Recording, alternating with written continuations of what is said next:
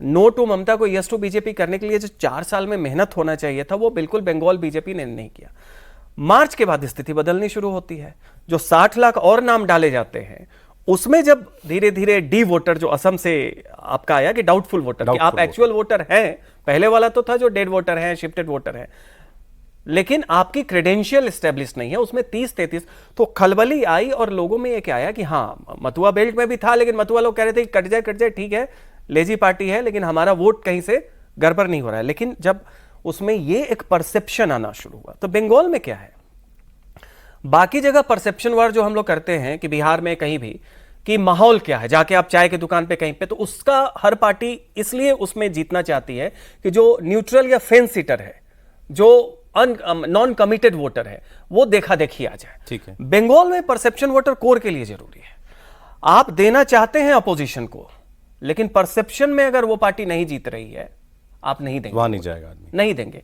इतना खतरनाक वायलेंस का डर आपको होगा। ठीक, तो उस परसेप्शन वार में हम लोगों ने वो क्राइटेरिया और उसके लिए फियर फैक्टर का नीचे जाना था। मार्च के बाद जब केवल अमित शाह जब वहां पहुंचते हैं और उसके बाद जिस तरीके से सिक्योरिटी मेजर्स आने शुरू होते हैं, लोगों में वो कॉन्फिडेंस आना शुरू होता है कि no to Mamata yes to BJP हो सकता है। और लास्ट तक जिससे अनप्रेसिडेंटेड 2,40,000 सीआरपीएफ की, बाकी जगह की पुलिस बायस्ड होती है, बंगाल पुलिस कैडर होती है, वो चुनाव लड़ती है, जितवाती है, तो अंत तक ये आया। लेकिन फिर भी हम कह रहे हैं कि एक तो यह है कि मुस्लिम कंसोलिडेशन जबरदस्त है। तो पहली बात कि 2011 में ममता या 77 में सीपीएम ने 100% वोटर को अपील किया, ममता बीजेपी 70% को सुपर वो सेंटिमेंट है। लेकिन सेकेंड फेज में आप देखिए कि बहुत जगह साउथ 24 परगना 30% से ऊपर मुस्लिम आबादी है।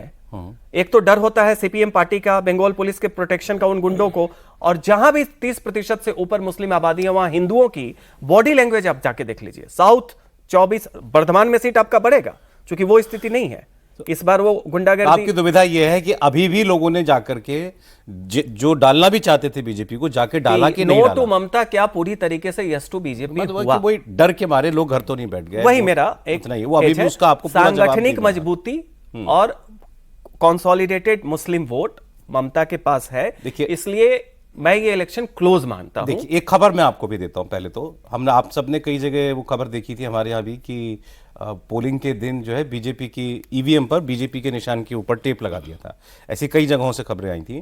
तो कई जगहों पर रीपोलिंग के ऑर्डर दे दिए गए। मतलब इस वो चीज़ें जो भी रिपोर्ट हुई हैं उन सब पर एक्शन लिया जा रहा है। एक तो ये आपने देखा होगा। दूसरा, आपने कल से देखा होगा ममता बनर्जी कितनी दौड़ भाग कर रही हैं। रात को ईवीएम स्टोर रूम में, स्ट्रांग रूम में पहुंच जाना, वहाँ 3-4 घंटे उनका जाकर के बैठे रहना, पोलिंग के दिन बूथ बूथ घूमते रहना। तो ममता बनर्जी परेशान है, उनको इतना परेशान लोगों ने कभी देखा नहीं। लेफ्ट वाले भी कमेंट कर रहे हैं, कांग्रेस वाले भी कह रहे हैं कि हमने ममता बनर्जी को ऐसा तो कभी नहीं देखा, इतनी खलबली मचे हुए तो कभी नहीं देखी। तो इससे क्या जवाब नहीं मिल जाना चाहिए इनकी बात का, जो दुविधा भी उनके मन में? आश्चर्य है मुझे, संजय को नहीं मिला, ममता बनर्जी को मिल गया कि वो चुनाव हार चुकी हैं, हार रही है नहीं, हार चुकी हैं, ये ममता बनर्जी को समझ में आ गया। देखिए, जो जन नेता होता है ना, उसको पब्लिक पल्स का बहुत अच्छा पता होता है। वो क्या बोल रहा है, क्या नहीं बोल रहा है, वो अलग बात है। 2004 के चुनाव में अटल जी ने 20 चुनाव में कह दिया था कि नहीं लौट रही है सरकार। अच्छा, तो ऐसे लोगों को लंबा अनुभव है, 25 साल, 30 साल, 40 साल देख रहे हैं कि कैसे रिएक्ट करता है वोटर, तो क्या नतीजा आता है, किस तरह का उत्साह हमारे कार्यकर्ता और नेताओं में है, किस तरह का लोगों में है। जब ये स्पॉन्टेनियस रिस्पॉन्स आने लगता है ना पब्लिक का, तब वो तय करता है मतलब कि अब चेंज हो रहा है।